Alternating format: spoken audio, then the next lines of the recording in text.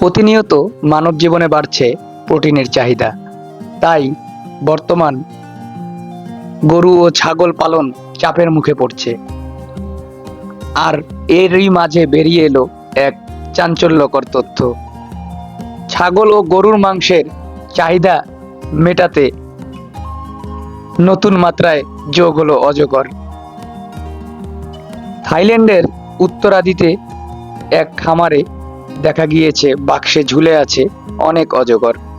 দেখতে ভয়ানক হলেও এটাই সত্য।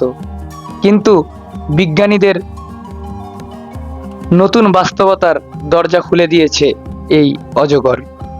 এতদিন অজগরগুলো পালন করা হতো এর শরীরের চামড়া সংগ্রহের জন্য, যা ব্যবহার হতো ইউরোপের বিলাসবহুল ফ্যাশন ইন্ডাস্ট্রিতে।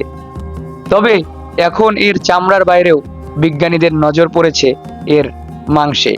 বিজ্ঞানীদের মতে অজগর ঠান্ডা রক্তের প্রাণী, তাই শরীরের তাপমাত্রা ধরে রাখতে এবং দীর্ঘদিন খাবার না খেয়ে টিকে থাকতেও পারে। এছাড়াও খাবারকে শরীরের ওজন অনুযায়ী রূপান্তরের দক্ষতাও এদের বেশি।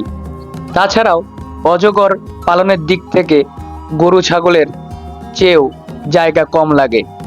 গরু এবং ছাগল পালনের মতো খোলামেলা জায়গার প্রয়োজন হয় না, এতে জমির উপর চাপ কমে।